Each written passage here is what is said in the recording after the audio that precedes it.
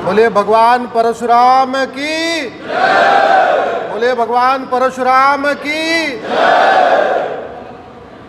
सबसे पहले मैं ऋषि गादी की इस तपोस्थली को प्रणाम करता हूँ, इस पवित्र भूमि को प्रणाम करता हूँ।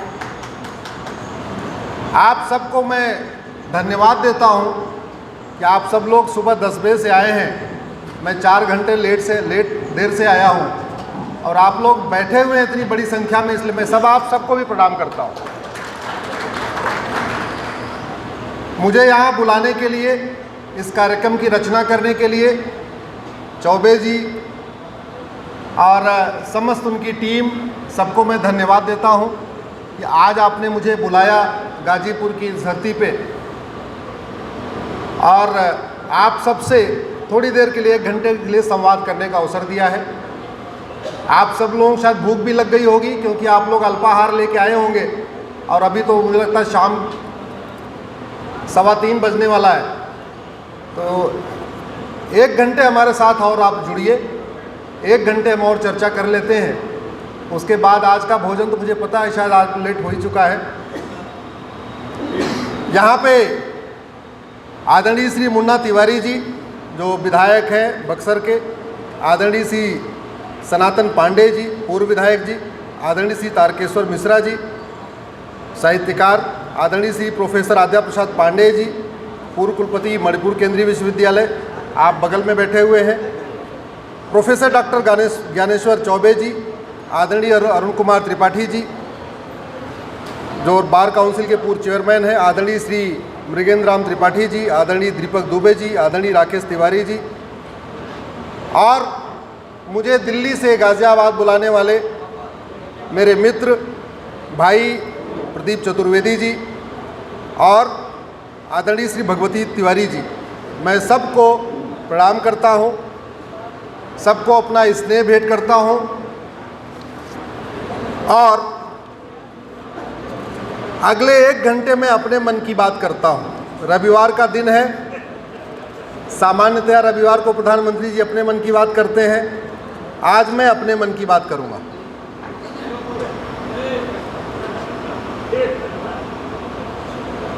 भगवान राम ने उत्तर को दक्षिण से जोड़ा, भगवान राम ने उत्तर से दक्षिण को जोड़ा, भगवान कृष्ण ने पश्चिम को पूरब से जोड़ा, द्वारका से मणिपुर, और भगवान परशुराम ने उत्तर को दक्षिण से जोड़ा, पूरब को पश्चिम से जोड़ा और इनफैक्ट बीच के जो बिकन है उसको भी जोड़ा। आप भगवान परशुराम की तीर्थस्थली, उनकी जन्मस्थली और फिर भुजबल भूमि भूप बिनु कीन्ही और विपुल बार मही देवन दीन्ही, अगर आप उसकी परिक्रमा कर लीजिए तो उत्तर से दक्षिण, पूरब से पश्चिम और बीच का जो मध्यांतर है सबको भगवान परशुराम ने जोड़ा। लेकिन बीच में ऐसा समय आया कि हमने धीरे धीरे भगवान परशुराम को विस्मृत कर दिया। उनके बारे में बहुत सारी ऐसी चीज़ें जो हमें पढ़ाना चाहिए था नहीं पढ़ाया गया, जिस पे चर्चा करनी चाहिए थी वो नहीं हुई। राम कथा शुरू हुई, कृष्ण भगवान की लीला भी उस पर भी भागवत में किया गया, लेकिन जो हमारे धर्मगुरु, हमारे आध्यात्मिक गुरु, हमारे महामंडलेश्वर, जिनको भगवान परशुराम की चर्चा करनी चाहिए थी अपने माध्यम से, वो शायद नहीं किए। इसलिए जो कुछ भगवान परशुराम ने किया मानवता के लिए, धर्म के लिए, उसके बारे में जन जन तक वो उनका कार्य पहुंचा नहीं। इसलिए मैं भगवान परशुराम जी के जन्मोत्सव पे ये जो ब्राह्मण जनसेवा मंच है उसको धन्यवाद देता हूं कि आज आपने ये चर्चा किया है। मैं आपसे वादा करता हूं अभी हम जो कुछ बात करने जा रहे हैं लगभग 2 करोड़ लोगों तक पहुंचेगा। मेरे सामने 2 मित्र आए हैं, रिकॉर्डिंग कर रहे हैं और देश भर के लगभग 300 यूट्यूब चैनलों पे जाएगा। हज़ारों लोग फेसबुक पे इसको डालते हैं।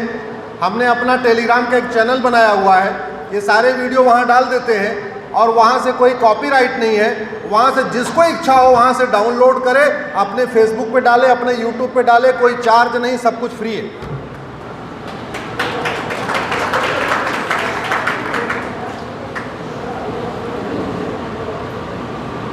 दो 2005 में एक यहाँ घटना हुई थी।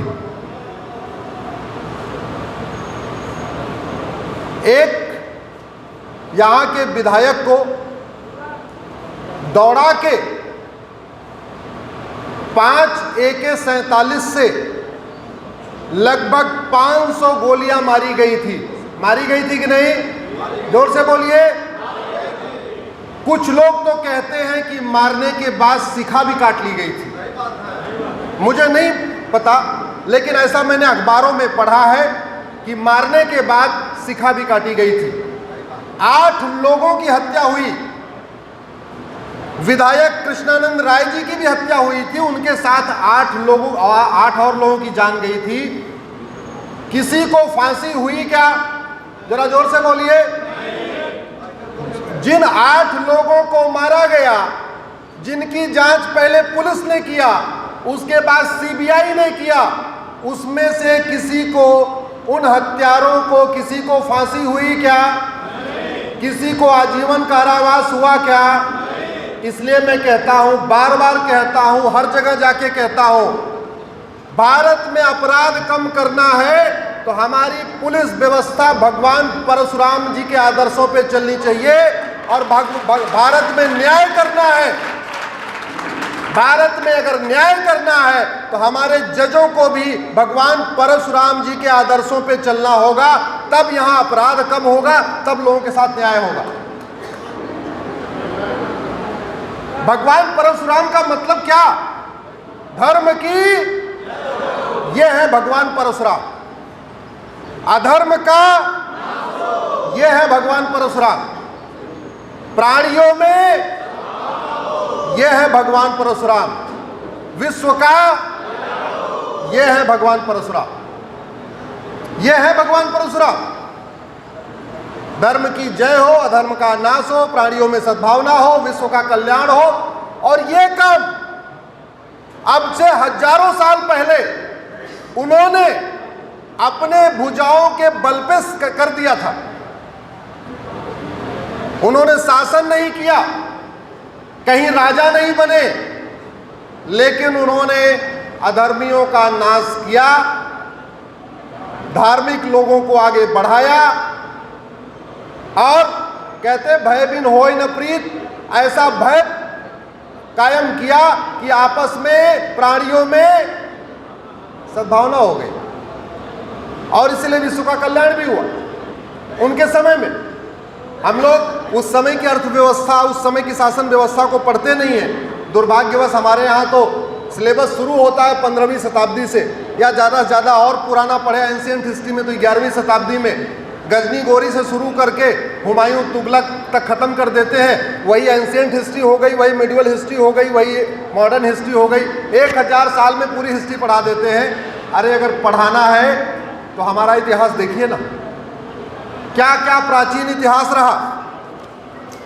हमें ऐसे ऐसे लोगों को पढ़ाया गया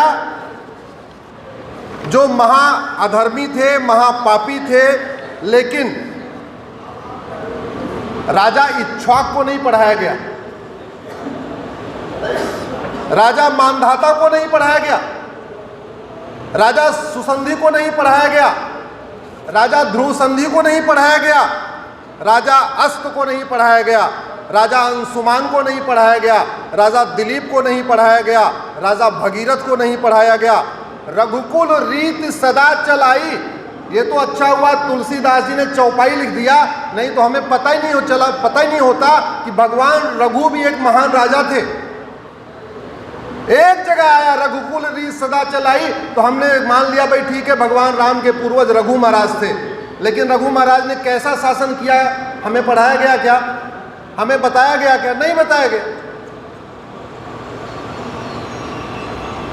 राजा अम्बरीश नहीं पढ़ाए, राजा ययाति के बारे में नहीं पढ़ाया, दशरथ जी के बारे में थोड़ा सा पढ़ाया, वो भी दशरथ जी को अलग से नहीं पढ़ाया।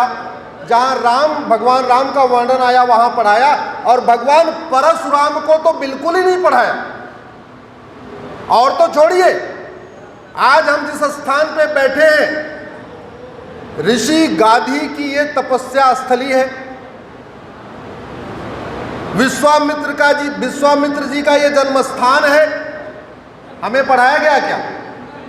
न ऋषि गाधी के बारे में पढ़ाया गया, न विश्वामित्र जी का ये जन्म स्थान ये बताया गया।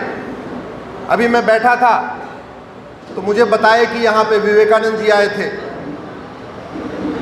यहाँ पे गुरु रविन्द्रनाथ टैगोर आए थे, लेकिन वो कहते नहीं, हमें ये नहीं पता ये विवेकानंद रविन्द्रनाथ टैगोर तो पिछले 100 साल 150 साल में आए। अरे ये तो धरती ही भगवान विश्वामित्र की है, ये तो धरती ही भगवान गांधी की है। और कितनी तकलीफ की बात, इतने सालों से रह रहे, एक लुटेरा गाजी आया, इस पवित्र धरती को लूटा, यहां के मठ मंदिरों को तोड़ा, अत्याचार किया, बहन बेटियों से बलात्कार किया, और करने के बाद अपनी नेम प्लेट लगा के चला गया गाजीपुर। गाजीपुर को गाजीपुर बना के चला गया। लेकिन हमारे माननीय सांसद विधायक कभी इस मुद्दे पे संसद विधानसभा में बोलते हैं क्या? जरा जोर से बोलिए, बोलते हैं क्या? ऐसे बहुत जगह काम हुआ, यही नहीं हुआ। यहां तो गाजी ने गांधी को गाजीपुर बनाया, और गाजीपुर वाले मौन है। हमारा एक शक्तिपीठ बंगाल में कीर्तेश्वरी, जहां माता का मुकुट गिरा था, 51 शक्तिपीठ में पहला शक्तिपीठ है जहां माता का मुकुट गिरा था, उसको कहते हैं कीर्तेश्वरी। कीर्तेश्वरी में एक लुटेरा मुर्शिद खां आया, कीर्तेश्वरी को मुर्शिदाबाद बना के चला गया, लेकिन कीर्तेश्वरी वाले मौन है। और मौन इसलिए हैं, वो बटे हुए हैं, ब्राह्मण, क्षत्रिय, वैश्य, ये वो, दलित, अगड़ा, पिछड़ा, और बांटा किसने? हमारे नेताओं। एक मिर्जा नामक लुटेरा आया, हमारे दूसरे शक्तिपीठ विंध्याचल को मिर्जापुर बना के चला गया, विंध्याचल वाले मौन है। एक और लुटेरा आया जौना खां, हमारे जमदग्नीपुरम को जौनपुर बना के चला गया, जमदग्नीपुरम वाले मौन है। एक लुटेरा आया मुजफ्फर, उसने विदेह को मुजफ्फरपुर बना दिया, बिहार वाले मौन है। एक और लुटेरा आया होशियार खान, विराट, जहां पांडवों ने अज्ञातवास अपना पूरा किया था, 14 साल का जो वनवास हुआ था, अज्ञातवास हुआ था, विराट में किया था, अगर आपने देखा होगा। उस विराट को होशियार खान नाम के लुटेरे ने होशियारपुर बना दिया, पंजाब वाले मौन है। फरीद खान ने तिलप्रस को फरीदाबाद बना दिया, हरियाणा वाले मौन है। बेगू खान ने अजातशत्रु नगर को बेगूसराय बना दिया, बिहार वाले मौन है। शरीफुद्दीन ने नालंदा बिहार को बिहार शरीफ बना दिया, बिहार वाले मौन है। दरभंग खान ने द्वारबंगा को दरभंगा बना दिया, द्वारबंगा वाले मौन है। हाजी शमसुद्दीन ने हरिपुर को हाजीपुर बना दिया, हरिपुर वाले मौन है। जमाल खान ने सिंहजानी को जमालपुर बना दिया, सिंहजानी के लोग मौन है। अहमद शाह ने कर्णावती को अहमदाबाद बना दिया, गुजरात के लोग मौन है। बुरहान ने भगनापुर को बुरहानपुर बना दिया, मध्य प्रदेश के लोग मौन है। होशंगाबाद को होशंग शाह ने नर्मदापुरम को होशंगाबाद बना दिया, मध्य प्रदेश के लोग मौन है। अहमद शाह ने अंबिकापुर को अहमदनगर बना दिया, महाराष्ट्र के लोग मौन है। तुगलक ने देवगिरी को तुगलकाबाद बना दिया, इसके बावजूद भी महाराष्ट्र के लोग मौन है। उस्मान अली ने धारावी को उस्मानाबाद बना दिया, फिर भी महाराष्ट्र के लोग मौन है। फरीद खान ने मोकलहार को फरीदकोट बना दिया, पंजाब के लोग मौन है। फरूख खान ने पांचाल, जहाँ से द्रौपदी आई थी, पांचाली जिसको कहते हैं, पांचाली को हम जन्म स्थान था पांचाल, और उस पांचाल को फरूख ने फरुखाबाद बना दिया, उत्तर प्रदेश के लोग मौन है। मुराद खान ने रामगंगानगर को मुरादाबाद बना दिया, फिर भी मौन है। मुजफ्फर खान ने लक्ष्मीनगर को मुजफ्फरनगर बना दिया, फिर भी मौन है। शाहजहां ने गोमती नगर को शाहजहांपुर बना दिया, फिर भी मौन है। बख्तियार ने नालंदा को बख्तियारपुर बना दिया, फिर भी हम मौन हैं। करीमुद्दीन ने करीमनगर करीमनगर बना दिया फिर भी हम मौन हैं, महबूब नगर में महबूब नगर बना दिया फिर भी हम मौन हैं, अली मीर जाफर ने अलीपुर बना दिया फिर भी हम मौन हैं, भाग्यनगर को हैदराबाद बना दिया फिर भी हम मौन हैं, इंदौर को निज़ामाबाद बना दिया फिर भी हम मौन हैं, भिटौरा को फतेहपुर बना दिया फिर भी हम मौन हैं, हरिगढ़ को अलीगढ़ बना दिया फिर भी हम मौन हैं, अंबिका नगर को अमरोहा बना दिया फिर भी हम मौन हैं, आर्यमगढ़ को आजमगढ़ बना दिया फिर भी हम मौन हैं, जसनौल को बाराबंकी बना दिया फिर भी हम मौन हैं, और गाजीपुर को गाजीपुर बना दिया फिर भी हमारे वहाँ सामने वाले मौन हैं। अभी मौन रहेंगे क्या? जोर से बोलिए। ये गाजीपुर का नाम गाजीपुरम होना चाहिए कि नहीं? जोर से बोलिए। तो शपथ लीजिए भगवान परशुराम की, शपथ लीजिए भगवान राम की, शपथ लीजिए भगवान विश्वामित्र की। जब तक ये दोबारा गाजीपुरम नहीं बनेगा तब तक हम लोग चैन से नहीं बैठेंगे। मैं इस कार्यक्रम का आयोजन करने वाले ब्राह्मण जनसेवा संस्थान को कहता हूं, आप लोग आगे लीड करिए, आप लोग लीड करिए, बाकी लोग पीछे पीछे आएंगे। इस मुहिम को आज से आप आगे बढ़ाना शुरू करिए। ये मैटर स्थानों का नाम राइट टू आइडेंटिटी का मामला है, ये हमारी पहचान का मामला है, ये हमारे राइट टू डिग्निटी का मामला है, जो फंडामेंटल राइट है आर्टिकल 21 में। ये जो नाम बदल दिए गए उनका पुनः नाम बहाल करना, राइट टू रिस्टोर, ये फंडामेंटल राइट है।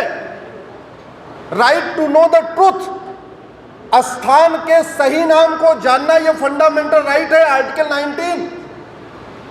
जिन स्थानों का वर्णन हमारे धार्मिक ग्रंथों में है वो उसी नाम से होना चाहिए, यह है हमारा राइट टू रिलीजन आर्टिकल 25। जिन स्थानों का वर्णन हमारे वेद पुराण गीता रामायण महाभारत में है वो उसी नाम से दोबारा रिस्टोर होने चाहिए, यह है article 29 right to culture. 7 fundamental right violate होते हैं जब आपके धार्मिक स्थानों का जिनका वर्णन वेद पुराण गीता रामायण में है और अगर वो बदल दिए गए हैं और दोबारा रिस्टोर नहीं हो रहे हैं तो हमारे आपके 7 फंडामेंटल राइट वायलेट हो रहे हैं। इसीलिए मैंने सुप्रीम कोर्ट में पीआईएल फाइल किया था, आप एक रीनेमिंग कमीशन बनाइए। और रीनेमिंग कमीशन, मैं सारे स्थानों की बात नहीं कर रहा हूं, लेकिन कम से कम जिन स्थानों का वर्णन हमारे धार्मिक ग्रंथों में है उनका नाम पुनः बहाल होना चाहिए।